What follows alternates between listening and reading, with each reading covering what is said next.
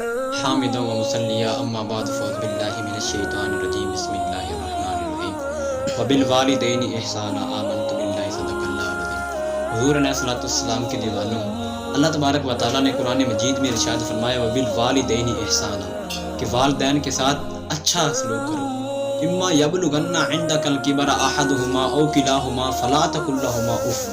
اللہ فرماتا ہے کہ جب ان دونوں میں سے دو یا ایک بوڑھا ہو جائے تو اس وقت تم ان کو اف تک نہ کہو۔ اب مفسرین اکرام اف کا معنی بیان کرتے ہیں کہ جب والدین بوڑھے ہو جائیں اور بچہ ان کی خدمت کر رہا ہو، والدین بیماری میں مبتلا ہو، بچہ ان کو اٹھا کے لے کے جا رہا ہو قضائے حاجت کے لیے، اور راستے میں اگر بیماری کی وجہ سے وہ قضائے حاجت راستے میں کر دیتے ہیں، بیٹے کے چہرے پہ ایسے اثرات ظاہر ہوں جن کو دیکھ کر باپ یہ سوچے کہ میرے بیٹے کے دل میں جو ہے میرے نفرت پیدا ہو رہی ہے، مفسرین اکرام فرماتے ہیں کہ اس کو اف کہتے ہیں۔ لیکن آج افسوس ہے کہ ہم اپنے والدین کو اولڈ روم میں بھیج دیتے ہیں، اپنے والدین کے ساتھ بد اخلاقی کرتے ہیں، اپنے والدین کا حق ادا نہیں کرتے۔ ارے انسان سوچ، والدین نے تیرا کب ساتھ دیا؟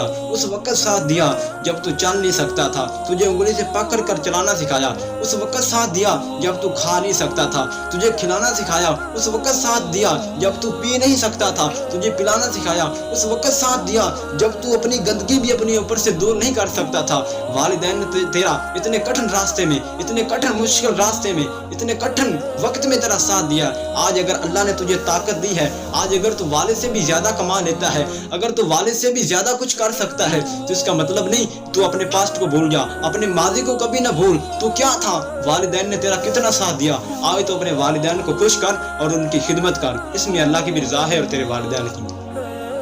اب دیکھیے کہ انسان اس دنیا میں آیا ہے تو اس کے والدین کی بھی بہت بڑی شان ہے، اس کے والدین کی بہت بڑی شان ہے۔ حضور علیہ الصلوۃ والسلام کی حدیث ہے کہ حضرت معاویہ بن جہم، آپ سے روایت ہے کہ حضرت معاویہ رضی اللہ تعالیٰ عنہ، آپ فرماتے ہیں کہ حضرت جہم رضی اللہ تعالیٰ عنہ آپ گئے حضور علیہ الصلوۃ والسلام کی بارگاہ میں جنگ کے لیے۔ آپ مشورہ کرنے لگے کہ یا رسول اللہ میں جنگ میں جانا چاہتا ہوں۔ حضور فرماتے ہیں کہ یہ بتا تیرے گھر میں والدہ موجود ہے؟ عرض کرتے ہیں یا رسول اللہ میرے گھر میں والدہ موجود ہے۔ حضور فرماتے ہیں کہ اگر تیری گھر میں والدہ موجود ہے نا فَأَلْزِمْهَا فَإِنَّ الْجَنَّةَ عِنْدَ رِجْلِهَا۔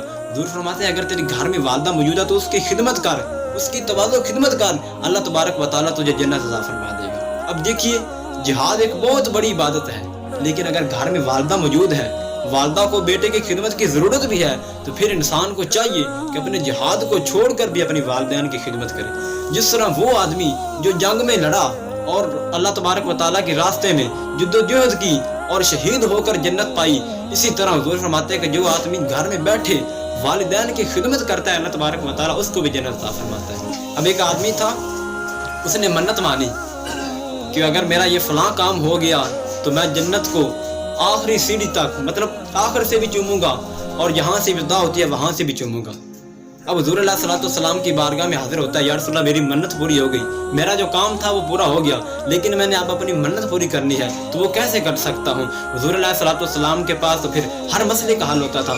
حضور نے فرمایا کہ تو ایسا کر کہ اپنی والدہ کے قدم چوم لے اور اپنے باپ کی پیشانی چوم لے۔ دیکھیں کتنا بڑا مقام ہے۔ حضور فرماتے ہیں کہ اپنی والدہ کے پاؤں کو چوم لے اور اپنے باپ کی پیشانی کو چوم لے، یہ تیری منت پوری ہو گئی۔ تو والدین کی بہت بڑی شان ہے، اور والدہ کی شان کو بیان کرتے ہوئے والد کو بول نہیں جانا چاہیے۔ حضور علیہ الصلوۃ والسلام نے فرمایا کہ طاعت اللہ طاعت الوالد ومعصیت اللہ معصیت الوالد۔ حضور فرماتے ہیں کہ جس نے باپ کی بات مانی گویا کہ اس نے اللہ تبارک و تعالیٰ کی بات مانی، اور جس نے باپ کی نافرمانی کی وہ یہ نہ سمجھے کہ میں باپ کی نافرمانی کر رہا ہوں، حضور فرماتے ہیں گویا کہ اس نے اللہ کی نافرمانی کی۔ آج ہم نے باپ کی عزت کو چھوڑ دیا ہے، باپ کے مقام کو ہم بھول گئے ہیں۔ اللہ تبارک و تعالیٰ نے بہت بڑا مقام رکھا ہے۔ ارے باپ کتنا کام کرتا ہے اولاد کے لیے، باپ گرمیوں میں بھی اولاد کے لیے کام کرتا ہے، پسینے کے وقت بھی کام کرتا ہے، سردی میں بھی کام کرتا ہے، لیکن اولاد اگر اس کی نافرمانی کرے تو پھر کتنا دکھ لگتا ہے۔ والدین کو کبھی نہیں ہم چھوڑنا چاہیے ہمیں، اور والدین کے ساتھ اچھا سلوک کرنا چاہیے۔ دعا ہے کہ اللہ رب العالمین ہمیں والدین کے ساتھ اچھا سلوک کرنے کی توفیق